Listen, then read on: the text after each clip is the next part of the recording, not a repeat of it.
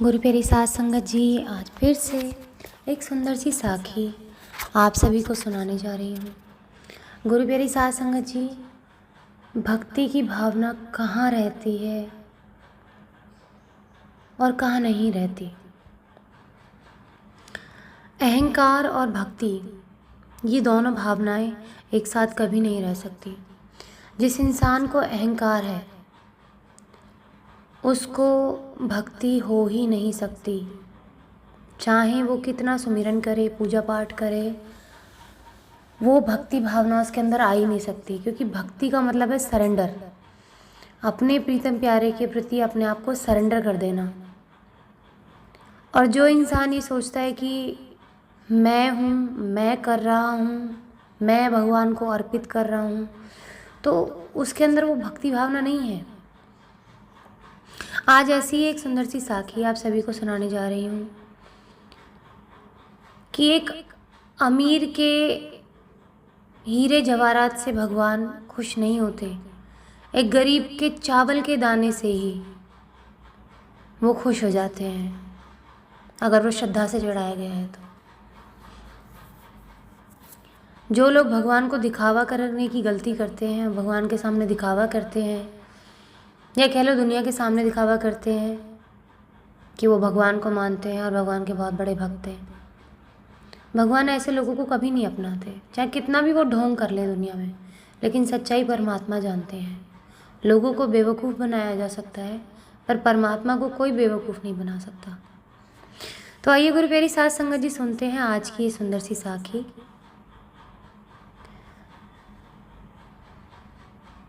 ये कहानी है ईश्वर चंद्र विद्यासागर की। ईश्वर चंद्र विद्यासागर तब किशोरावस्था में ही थे, यानी कि छोटे बच्चे थे और जवान हो रहे थे।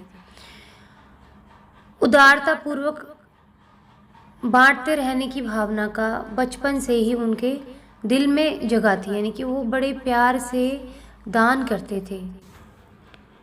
और उनकी माँ जो थी बहुत प्यार करती थी, बहुत प्यार से उन्होंने ईश्वर चंद्र सागर को बड़ा किया था। वो एक दिन एक साथी को लेकर आए और माँ से कहा, ये फीस के पैसे ना होने की वजह से परीक्षा नहीं दे पा रहा, क्या हम इसकी कुछ मदद कर सकते हैं माँ? तो माँ ने तुरंत अपना मंगलसूत्र निकाल के दे दिया, उसे गिरवी रख के फीस की उन्होंने व्यवस्था की। जो बच्चा था परीक्षा में बैठा और उत्तीर्ण हो गया, यानी कि पास हो गया। गिरवी रखा हुआ मंगलसूत्र लाकर उसने ईश्वर चंद्र की माँ के चरणों में रख दिया। ममता भरी डांट लगाते हुए बोली, बेटा इसका नाम ही मंगलसूत्र है, इसलिए मंगल प्रयोजन में काम आ गया, तो इसे रख, बेच कर आगे की पढ़ाई की व्यवस्था बना। सांसारिक लालच और ईश्वर भक्ति एक साथ नहीं रह सकते। तो गुरु प्यारी साध संगत जी,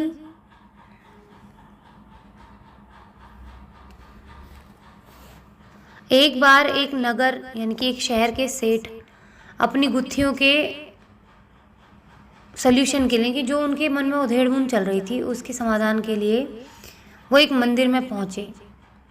देवता को खुश करने के लिए वो थाल भर के मोती और नैवेद्य लाए थे।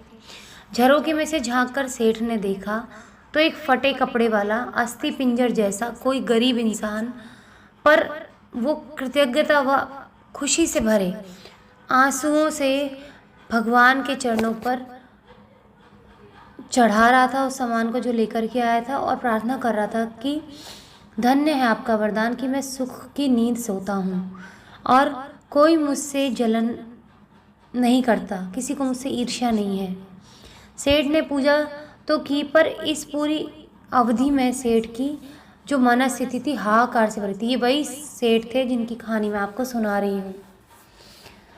3 बार सप्ताह में कथा पढ़ते थे और 1 घंटा रोज़ कीर्तन करने पर भी सेठ को सुख चैन नहीं मिल रहा था, और ये गरीब इंसान अपने छोटे से उपहार से खुश है। उसको बड़ी उससे जलन हो गई देख के कि मेरे साथ ऐसा दुर्व्यवहार क्यों भगवान का, मेरी उपेक्षा क्यों और उसका अनुग्रह किस वजह से, मतलब कैसे स्वीकार कर लिया उसको भगवान ने। वो अपना संदेह लेके वहाँ गए, मंदिर के जो प्रधान याजक थे, प्रधान जो पूजा करने वाले होते हैं, उनके पास पहुँचे। अब पुजारी जी ने तीसरे दिन देवता से पूछकर समाधान बताने को कहा। उन्होंने तीसरे दिन सेठ को बताया, आपने केवल भावावेश को ईश्वर की उपासना माना, यानी कि देवता को आपके वैभव से कोई लेना देना नहीं है। उस गरीब ने ईश्वर को अपना स्वामी मानकर उसने अपने दिल में जगह दी भगवान को। उसने वो चढ़ाया जो भगवान को प्रिय था, स्नेह और प्यार। बदले में उसे मिली शांति और संतोष। आप भी वही चढ़ाइए, वैभव से भगवान को मत रिझाइए। ये जो आप उन पर चढ़ाने की कोशिश कर रहे हैं हीरे जवाहरात, ये उन्हीं का दिया तो है। आपका अपना उनको चढ़ा सकते हो तो प्यार भावना ही चढ़ा सकते हो, वो ही चढ़ा सकते हो, वही आपका अपना है, वही भाव आपका अपना है। और तो कुछ भी आप चढ़ाओगे वो सब भगवान का दिया हुआ है, तो भगवान को आप क्या अर्पित कर सकते हो? कुछ देने लायक नहीं हो तो शांति और संतोष कहाँ से आएगा? और उस पर घमंड भी करते हो तो वैसे ही नहीं आने के शांति संतोष। जैसे बसंत ऋतु आने पर जमीन में गड़ा बीज अंकुरित होकर पल्लवित पुष्पित होता है, यानी कि बड़ा होता है, और जैसे गायक यानी सिंगर का टच पाके ही, स्पर्श पाके वीणा झंकृत हो जाती है, उसी तरह सदगुरु की कृपा दृष्टि जब इंसान पे पड़ जाती है ना, उसका जीवन धन्य हो जाता है। वो स्वार्थ छोड़कर दीन दुखियों में ही भगवान का दर्शन करता है। जिस इंसान ने सदगुरु को माना है, सदगुरु की बातों को माना है, वो बिल्कुल सेल्फलेस पर्सन हो जाता है। स्वार्थ उसके अंदर रहता ही नहीं है। ये स्वार्थ, अपने बारे में सोचना और ये मोह बंधन, इन सब में जब तक इंसान फंसा रहता है, जब तक वो गुरु के पास नहीं पहुंचता, गुरु की बातों को नहीं मानता, या गुरु की बातों को अपने दिल तक नहीं पहुंचने देता, अपने कर्मों में नहीं लेकर आता, तब तक उसको भगवान का दर्शन नहीं होता। और जैसे ही वो गुरु की बात को मानता है, उसको भगवान के दर्शन हो जाते हैं। गुरु प्यारी साध संगत जी, ये दुनिया बहुत कठिन है। इंसानी दिमाग इतना तेज नहीं है बिना गुरु के कि वो इन सब चीज़ों को समझ पाए कि उसके साथ क्या छल हो रहा है, क्या मोह पाश उसके साथ बिखेरा हुआ है इस दुनिया में। और वो जितना जल्दी 5 विकारों से दूर हो जाए, उतनी जल्दी भगवान के पास जाएगा। ये बात सिर्फ एक गुरु समझा सकते हैं। सदगुरु की बातें सुनो। सदगुरु कहते हैं इस दुनिया में कोई अपना नहीं है, कोई भी मुसीबत में आपका कोई साथ नहीं देगा।